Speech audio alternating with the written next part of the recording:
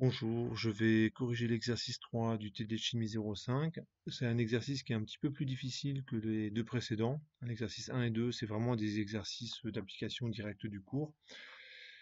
Voici l'énoncé. On fait un mélange de deux acides, l'acide formique et de l'ammoniac. Donc l'ammoniac, c'est un produit ménager qui sent horriblement mauvais. Donc on peut acheter ça en grande surface. Donc vous avez peut-être déjà rencontré ça. Et l'acide formique, c'est l'acide qui est sécrété par les fourmis et qui vous brûle lorsque une fourmi vous attaque, hein. Vous savez que des fois les fourmis, ben, ça picote un petit peu. Et ben, en fait, ce qu'elles libèrent, c'est ça, c'est l'acide formique. Donc voilà, c'est pour ça que ça s'appelle comme ça. Donc la correction, ça va quand même aller assez vite. On vous demande dans un premier temps de faire des diagrammes de prédominance. Donc on fait une échelle de pH et on place le pKa de l'acide formique qui vaut 3,8. Donc là on lit simplement l'énoncé et ça fait ça. L'acide formique, petit rappel de terminal, hein, ça ressemble à ça. Ça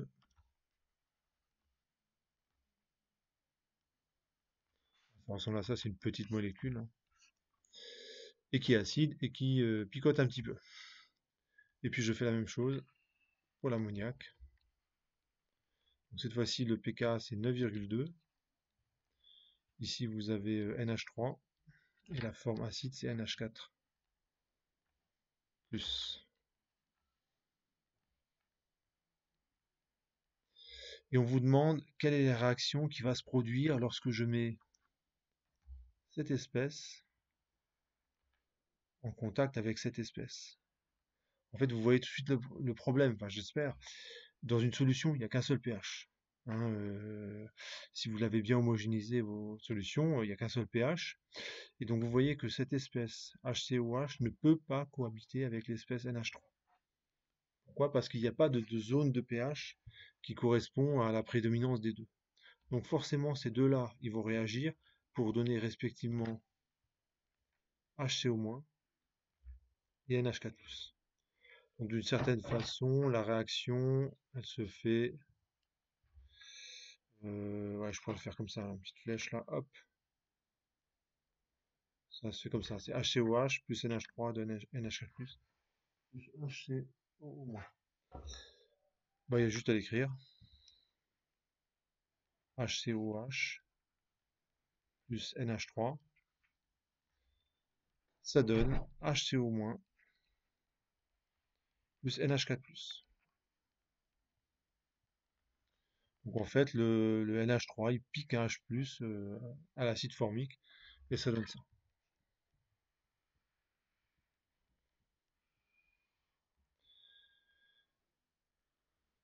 Alors, dans la suite, ce qu'on vous demande, c'est en déduire voilà, j'ai fait la question 2, et on demande la composition de la solution.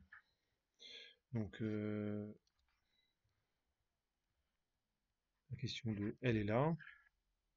On vous demande la composition de la solution. Donc, je vais recopier l'équation bilan.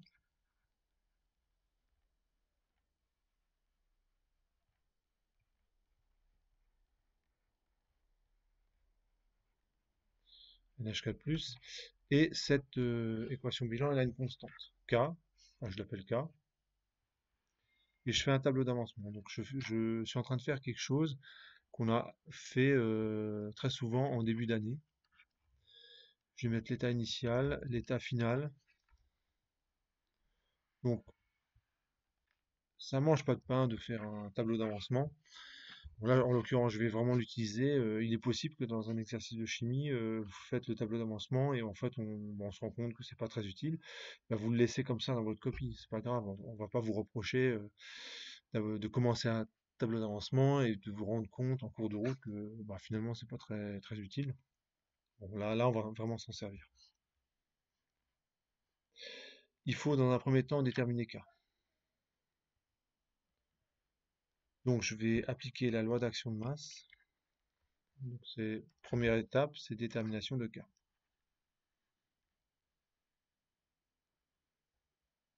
Donc souvent dès les exercices, on vous donne la valeur de k. Bon bah là, c'est la première chose qu'il faut faire. Tant que vous n'avez pas la valeur de k, bah, de toute façon, vous ne ferez rien dans cet exercice, puisque vous ne pourrez pas faire de calcul. Donc à l'équilibre, bien sûr, hein, la loi d'action de masse, elle est valable qu'à l'équilibre. Donc si toutes les espèces sont présentes, on est en solution aqueuse. On est en solution aqueuse parce qu'il y a des ions.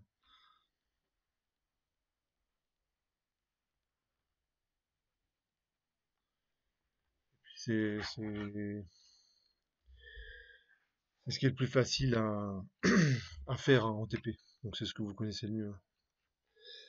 Et donc je fais une petite réécriture. HCO-, H3+, sur HCOH.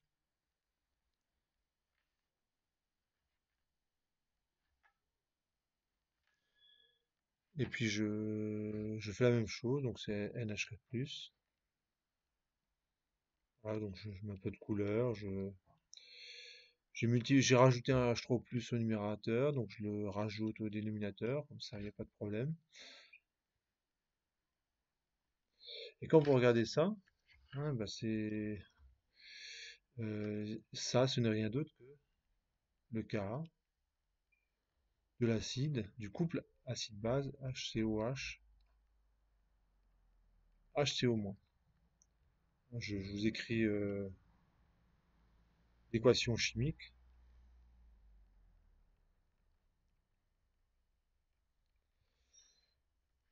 Pareil pour ici, vous reconnaissez 1 sur la constante d'acidité 2 du couple.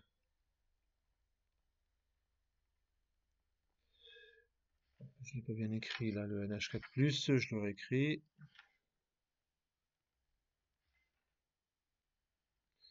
En effet, alors je vous écris l'équation bilan du couple acide-base NH4+ NH3, donc c'est NH4+ plus H2O égale NH3 plus H3+. Et quand vous écrivez le Ka de cet acide, eh ben, vous obtenez l'inverse de ça. Donc la valeur de K, ben, on la connaît. Un P de K. Donc ici, j'applique l'opérateur P, donc c'est un opérateur logarithmique. Donc le quotient va se transformer en différence. Ça fait PK du couple HCOH, HCO-, moins le PK du couple NH4+, NH3. Donc on fait l'application numérique, sauf erreur, c'était 9,2 moins 3,8. Pardon, c'est 3,8 moins 9,2, ça fait combien ça? Ça fait 3,8 moins 9, ça fait 6, moins 5,2. Et bon, je vais faire l'inverse, 9,2 moins 3,8, ça fait combien? Ça fait 9,2 moins 4, ça fait 5,2, 5,4. Ça fait moins 5,4. P de K, donc ça prend un petit peu de temps, mais je l'ai ma valeur de K. K, ça vaut 10 puissance moins 5,4. Je complète l'état initial, donc j'ai un volume total qui vaut 250 millilitres. Au niveau des quantités, j'ai directement mol, donc ça tombe bien. J'ai 10-2 mol de ça et 10-2 mol d'ammoniac. Je vérifie quand même. Ah non, c'était l'inverse. Bon.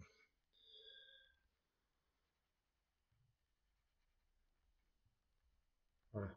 Ça, c'est juste de la lecture d'énoncé, hein. Faites un petit peu attention et a priori, vous ne ferez pas d'erreur. Ça fait 3 fois 10-2 moins x. 10-2 moins x, x, x. Et je vais cette fois-ci réécrire la loi d'action de masse. Alors je peux peut-être faire une hypothèse, vu que la constante elle est quand même petite, je vais faire l'hypothèse d'une réaction limitée. Donc, je vais faire une hypothèse,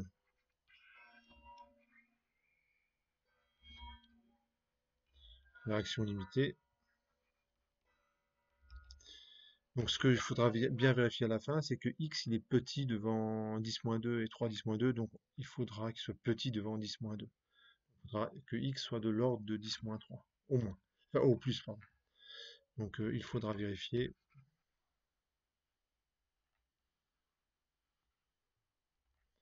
que x il est très petit devant 10-2 mol. Voilà, c'est si on veut que la réaction limitée soit, cette hypothèse-là soit vérifiée. Donc j'applique la loi d'action de masse à l'équilibre.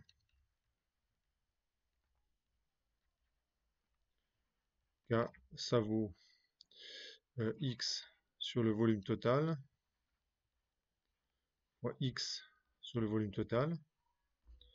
Hein, ce n'est rien d'autre que la concentration de HCO-, donc c'est x sur V, fois la concentration de NH4+, donc c'est x sur V, divisé par 3 fois 10-2 moins x sur V,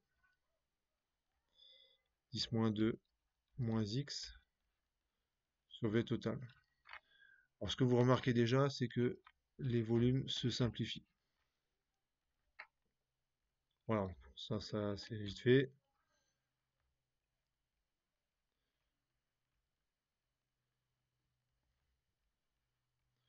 Donc la mise en œuvre des hypothèses, je vous conseille de bien réfléchir à ça parce que ça simplifie énormément les calculs. Si vous ne faites pas ça, vous avez une équation du second degré à résoudre et en général c'est assez calculatoire et on fait quand même pas mal d'erreurs, hein, donc moi y compris, hein. Dès qu'il y a des calculs, en fait, on fait des erreurs, hein, quoi qu'on fasse, il y a toujours un moment donné où on se plante. Donc quand vous faites une hypothèse, l'avantage c'est que vous simplifiez pas mal les calculs. Donc en particulier, là, les x, ils, ils disparaissent et donc on a finalement les calculs, parce que je vais les faire de tête, hein. X, ça vaut racine de k fois 3 fois 10-2 fois 10-2. Et k, je vous rappelle que ça vaut 10 moins 5,4. Alors j'ai pas de calculatrice, donc je vais faire une estimation.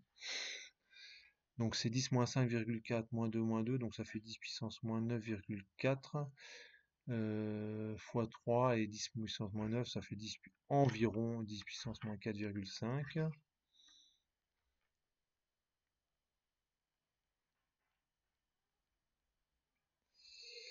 Et donc c'est environ égal à 10 moins 4, donc on est à 10 moins 5, donc c'est racine de 10, ça fait 3 10 moins 5 mol. Donc l'hypothèse est vérifiée.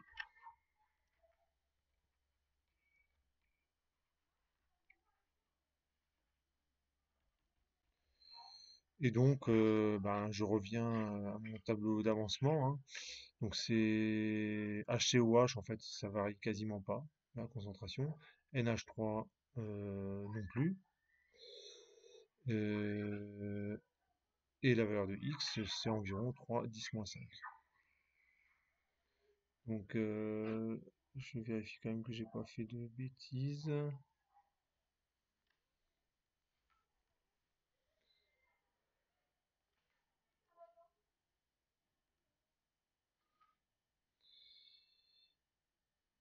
2 puissance moins 3,8. Ah si, j'ai fait une bêtise. J'ai fait une bêtise. Non. La bêtise que j'ai fait, c'est que le PK, c'est 10 puissance, CPK c'est moins 5,4. Et donc ici un plus. Donc mon hypothèse, je me dis qu'il y avait un truc bizarre. Donc cette hypothèse-là, elle est pas bonne. Je me suis bien planté là. Ça, c'est faux. Ça, c'est faux. Donc bah je recommence. Allez.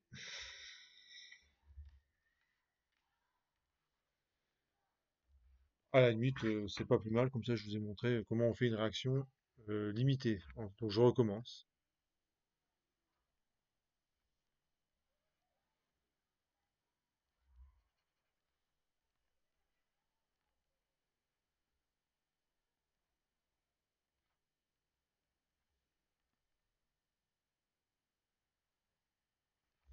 Donc c'est HCOH plus NH3, HCO- plus NH4+. Et la constante, c'est 10 puissance 5,4. Et du coup, la réaction, bah, c'est plutôt l'inverse. Du coup, elle est plutôt quantitative.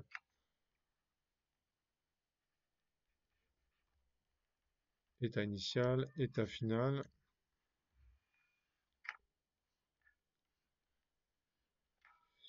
Donc c'est 3 10-2, 10-2, 0, 0. 3 10-2 moins x, 10-2 moins x, x, x. Et je vais faire une hypothèse d'une réaction quantitative. Comme ça, je vous aurais montré les deux. Je me suis planté la première fois, mais réaction quantitative. Et le réactif limitant, c'est NH3.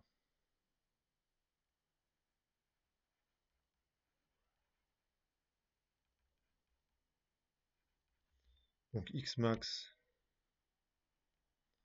c'est environ égal à 10-2. Et ce truc-là, bah, je l'appelle epsilon.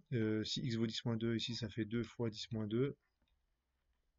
10-2, 10-2.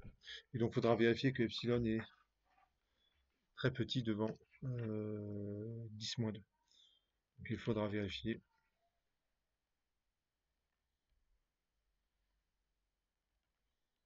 que epsilon est complètement négligeable devant 10-2 mol. Donc, j'écris la loi d'individuation de masse à l'équilibre. La constante, c'est x. Donc, les volumes, ils vont simplifier. Donc, ça fait x carré. Allez, je le remplace tout de suite. Ça 10-2 au carré sur 2 fois 10-2 fois epsilon. Epsilon, ça vaut 10-4 sur 2 fois 10-2 K. Et ça, c'est environ égal à quoi? Ça fait 10-2, 10. Ici, un 10-2 qui reste au numérateur. Lorsque je passe le K, ça fait 10-5,4. Si je divise par 2, ouais, ça fait presque du 10-6. Allez, 10-8. C'est vraiment une estimation, donc l'hypothèse, elle est vérifiée.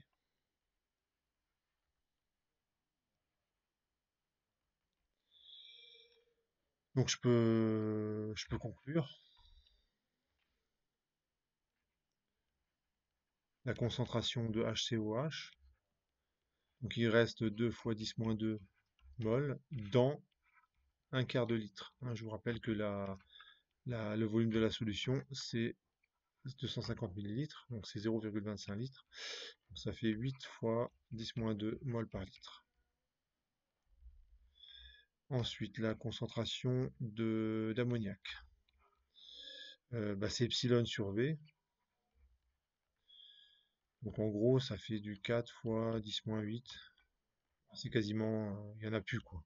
Il y a quasiment plus d'ammoniac, donc ça sent pas trop mauvais. C'est une bonne nouvelle. HCO-, c'est 10-2 sur le volume. Donc le volume c'est 0,25 litres hein, toujours. Donc ça fait 4 fois 10-2. Je mets ici hein, par litre. Et NH4+, c'est aussi égal à 4 fois 10-2 mol par litre. Voilà, donc ça répond à la question.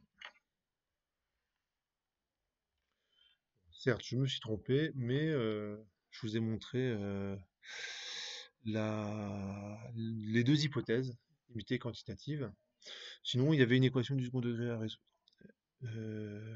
Question 4.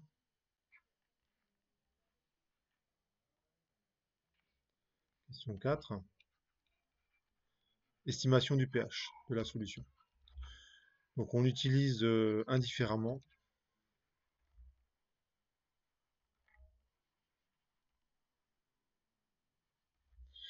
euh, un des cas. Alors pourquoi on peut les utiliser indifféremment? Lorsqu'on est à l'équilibre, tous les constantes d'équilibre, on peut appliquer la loi d'adduction de masse à toutes les constantes d'équilibre. Donc il suffit de prendre n'importe laquelle et ça ira très bien. Alors je vais quand même pas prendre n'importe laquelle. En fait, je vais prendre les espèces qui sont encore très présentes dans la solution. Je vais plutôt prendre le Ka de l'acide formique. Donc, choix du Ka de l'acide formique,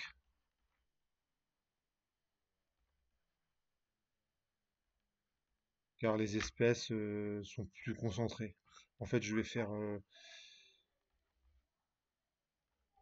donc sont plus concentrées. On connaît avec plus de précision ces valeurs-là. Hein. Je vous rappelle que NH3, donc c'est epsilon sur V, epsilon, je vous montre ici, je l'ai vraiment estimé.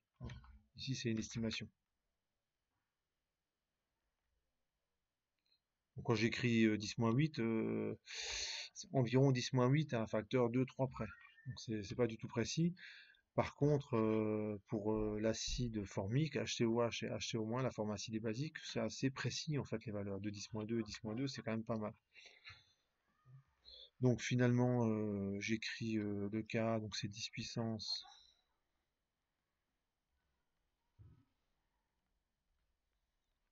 la loi d'action de masse à l'équilibre. C'est 10 puissance moins 3,8. C'est égal HCO-, H3+, sur HCOH. Et donc j'en déduis que H3O+, c'est 10 puissance moins 3,8 fois la concentration, donc je vais les récupérer. HCOH c'est 8 sur 4.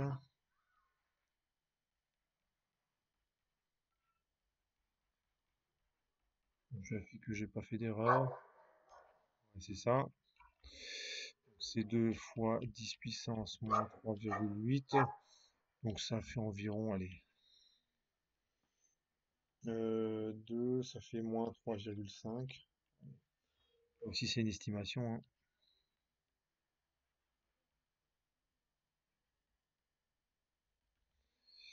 Donc ça fait un pH qui vaut à peu près 3,5.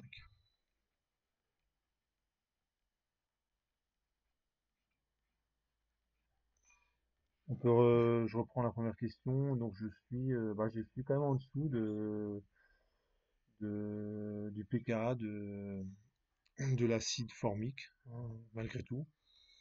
Mais je pense que c'est à peu près ça. Normalement, j'ai répondu à toutes les questions. On va approcher. Ouais, c'est ça. J'ai bien déterminé le pH. Voilà, pour cet exercice.